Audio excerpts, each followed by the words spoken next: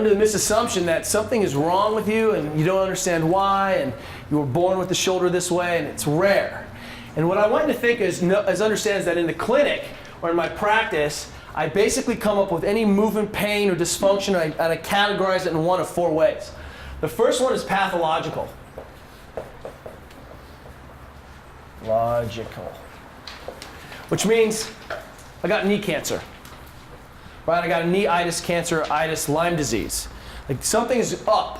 I have unaccounted for weight loss, weight gain. I've smoked my nervous system. I have adrenal fatigue. Some issue, something that needs to be a medical intervention. This happens. This is why we say, hey, unaccounted for weight loss, weight gain, night sweats, dizziness, fever, vomiting, nausea. You know, something that doesn't make sense or fit the picture of a musculoskeletal dysfunction. That's pathological. That's where we go seek help, and that's the way they invented antibiotics and things like this. I have gouty arthritis. I had a horrible infection because I cut myself on a nail. Something's up. I can't stretch my way out of that. Make sense?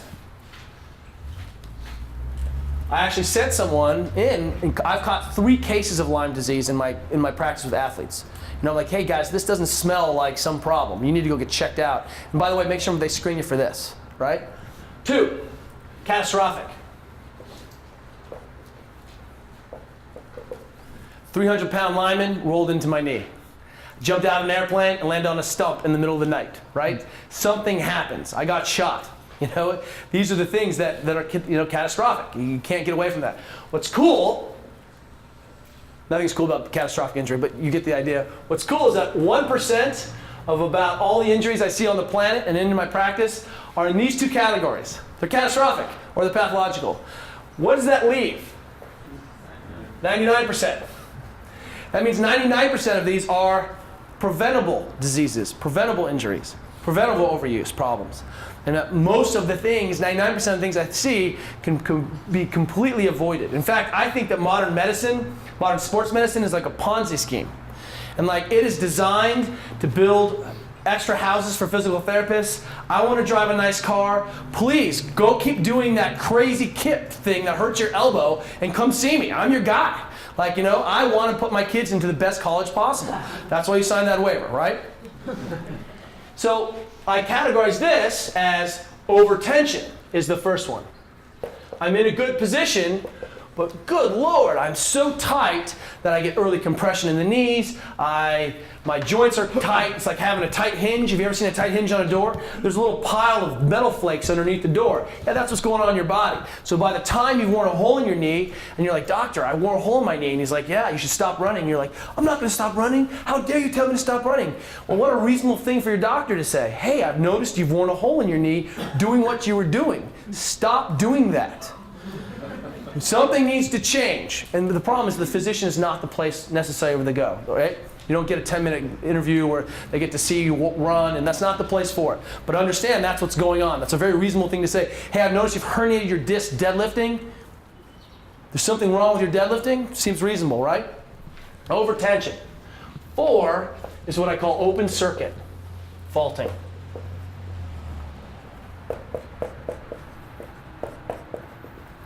And an open circuit fault is when I don't put myself in a position of organization, of wind up, of stability, of closed packed position of the joint, or a position where I can generate a lot of torque and then express a lot of force. My body is going to look for those positional, it's going to make compromise, and it's going to put me into a position of stability that's dysfunctional.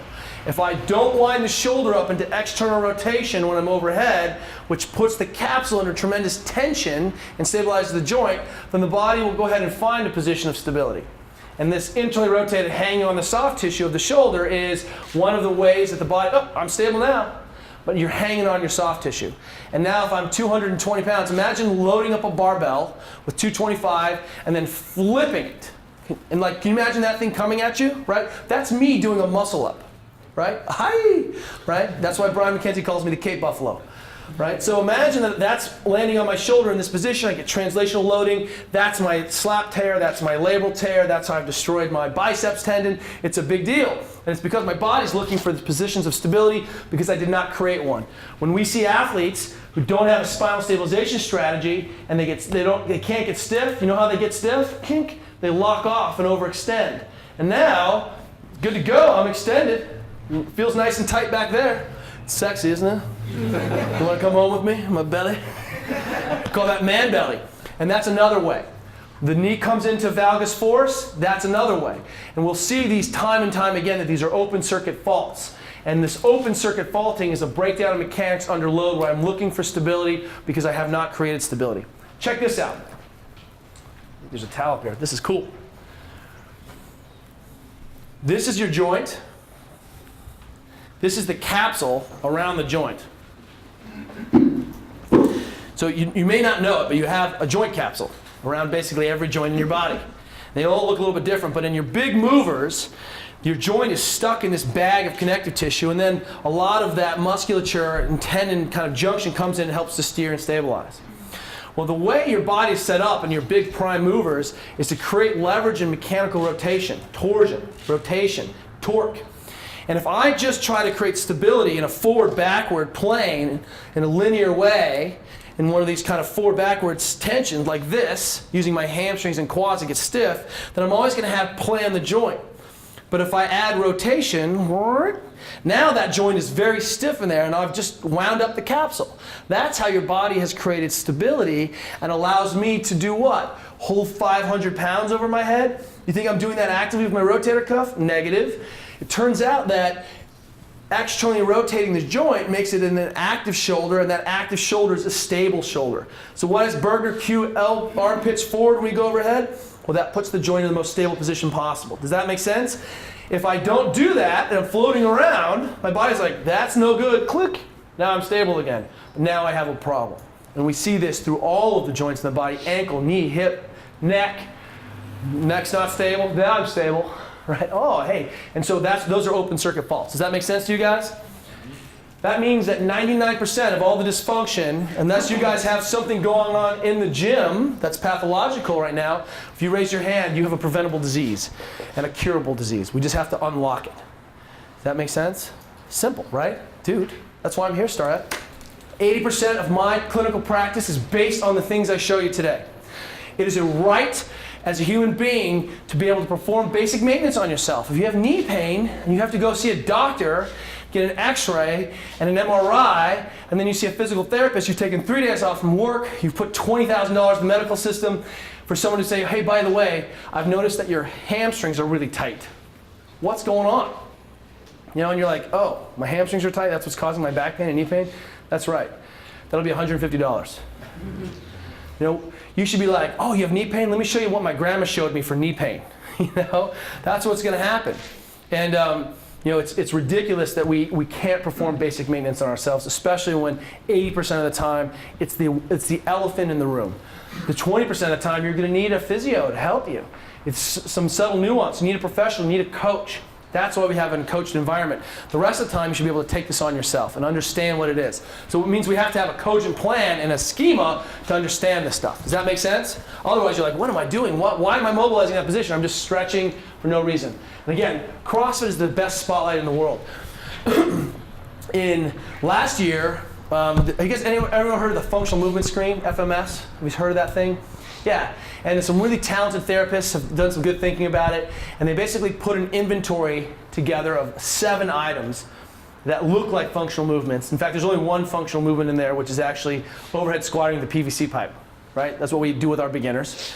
Everything else is a correlate for movement. It's actually not even a human movement. Laying on your back and lifting a leg is a correlate for movement. I don't do that for world record time or in bed or anything, right? So we have this inventory that has 7 items. One of them is actually a functional movement, overhead squatting with a PVC pipe. Some therapists last year in the Journal of Sports Orthopedic Physical Therapy applied the functional movement screen to a Division I women's winter sports program. So they took all the basketball athletes, all the indoor track athletes, all the sport athletes going on in that winter, and they used this FMS screen, and they were able to accurately predict 100% of the lower extremity injuries that happened in those women. So they were able to look up that woman and say, I totally knew you were going to tear your ACL 2 months ago. Yeah. Right here. Isn't that awesome? I'm the best. I'm going to predict your other one goes in another month, but it'll be fine. I'd be so pissed. My basketball career's over and you knew it. 100% every time. That's how good we are. So what's happening is in the gym and in the lab, we expect athletes to break down. This is the time to find the inefficiencies. This is the safe place to find the movement problems, because we don't necessarily see them on the basketball court. We don't necessarily see them running and jumping. It's hard. I need to coach rowing for 30 years to understand what the movement fault is, right? But if I use functional movement, it's not just correlates for functional movement, but every day becomes a movement screening test. Today's box jumps and double unders, boy, both of those things tell me a lot about my athletes. And today we're screening for overextension, and we're going to screen for overextension because you're going to go do Helen. You're running around the block, you're going to swing a kettlebell and do pull-ups, and I'm going to see how you overextend every single time you do it. And tomorrow when we deadlift, I'm going to see what your midline stabilization looks like. And then you see where I'm going with this? And so instead of having to memorize a test and then apply it as a correlate to my strength and conditioning program, my strength and conditioning program is the test every single day. And that's how powerful these functional movements are. I was explaining this approach to my mother-in-law, and she was like, "You mean it makes the invisible visible?" And I was like, "Yes, it does. That's precisely what it does." I was going to say that. And this stuff makes the invisible visible. And so it allows me to see the issues that are difficult to see. It allows me to spot the problems that I can't see in my athletes playing their sport, because I can't watch 20 people play basketball and then come back in and fix it. I can, but that's the coach's job. As a strength and conditioning coach, I can watch my athletes perform these movements and address the faults and correct the problems in the lab and exceed their metabolic demands. That's what we try to do. We exceed their fitness demands so that they never have a fitness limitation problem. Well, I'm also telling you that we can also exceed their positional problems in our gym, in our lab, so they never have a positional problem in the field, on the sport, on the court, out there where it really matters. This stuff is super fun. I believe in CrossFit as a sport. I mean, and what a great, great option that I'm training anyway. I get to compete while I train too. That's money. But let me show you an example of how effective CrossFit is as a movement screen, as a diagnostic tool.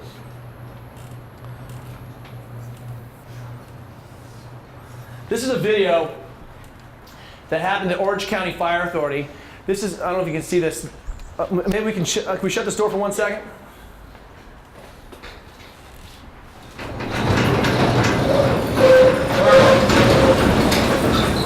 All right. So here we have Nicole Carroll, and this is 95 pounds. I'm going to guess on my scientific measurement this is about 83.7% of her body weight based on her volume displacement in this video. This is Mike. He's 220 pounds and he's a beast, right? Here's master himself, Greg Glassman. There's some intense psychological warfare that goes on with Greg Glassman. You can see some arm crossing and turning his back on the poor victim. I'm standing behind Mike here. Nicole's an overhead squat, Mike's an overhead squat, max reps. Winner takes all. You see this crowd over here? It's 150 people watching. So suddenly, Mike is under intense psychological stress doing a workout. And I'm going to see where he fails and where he falls apart and what his default tendencies are, because I've created an intense psychological stressor that's brought his heart rate up and made him nervous and jumpy, and I'm going to see who he is before he's even competing. Right? And he's just competing in a workout. And so I have this automatic, better way of performing a functional movement screen. Hey, we're going to overhead squat, and by the way, we're going to do it loaded. We're going to do it under metabolic demand. We're going to do it under cardiorespiratory demand. And oh yeah, by the way, there's going to be 150 people watching, so don't screw it up. Right? So poor Mike is going to show me all of the lies. He's going to show me his tells. Does that make sense? One overhead squat, PVC pipe. Bam, passed it, see you later. Right? Now, hey, by the way, let's make that 10 pounds or 20 pounds, and I want you to run around the block one time, and when you're breathing hard, let's see what you look like. See? So now, here we go. Mike and Nicole. Now watch this. He flattens his back out. He handles the weight safely. Well, no problem. A little deadlift. Hey, we clean that up for him, Mike? Yeah, no problem. Easy. He handles the weight. Oh, rack jerk. This guy does it before. Now, I want you to notice some things. Nicole's shins are very vertical. Oh, look, you can press this up, no big deal. Now, it's on. All Mike has to do is follow Nicole. Now, Nicole's not perfect, but she's pretty darn perfect. Heels have come up. In fact, he leaded with his knee first. He led with his knee first. That means he's loaded his kneecap early. Oh, no rep. Still can't get to depth because he's closing his hip off. I've noticed that he's overextended when he initiates. He's looking up here. There's something awesome up here. I would be looking at Nicole. She's awesome and beautiful. His knee is starting to become valgus. And what you'll see is that he's squat. Oh, look at this. Walking away. You disgusting Mike. Now, what's happening is his knee's coming in. It's not over his ankle anymore. His ACL's under stress. His knee is unlocked. He's in that loose pack position of the joint. There's his MCL. I'm sure that's fine. He doesn't need it. His kneecap's getting compressed into the femur because of that shear and loading as the kneecap comes forward. And you'll notice that he's starting to look like a baby deer standing up. Nicole, shin, very vertical. Hinging, straight up and down to a vertical shin. Whoa, whoa, whoa. Spine can come out his throat. He's still safe. But you're starting to see that his broken head position is doing something to his shoulder stability as he gets tired. He's looking for stability. As Nicole squats and gets more tired, her shin actually becomes more vertical. Her knee goes further out into a better position because she's not muscling it anymore. Do you see how that worked? Right? Mike now is starting to freak out. This is not going well. He's on his toes. Whoa! Check your feet, Mike. Yeah, that's good for your nervous system. It's fine. Feet are still there. Whew! Gets one more. Knees are in, collapsing. He's hanging on. Nicole has gotten better and better. Mike fails. Nicole gets 25. Mike gets 23. Boy meets girl. Boy gets crushed by girl in front of public, right?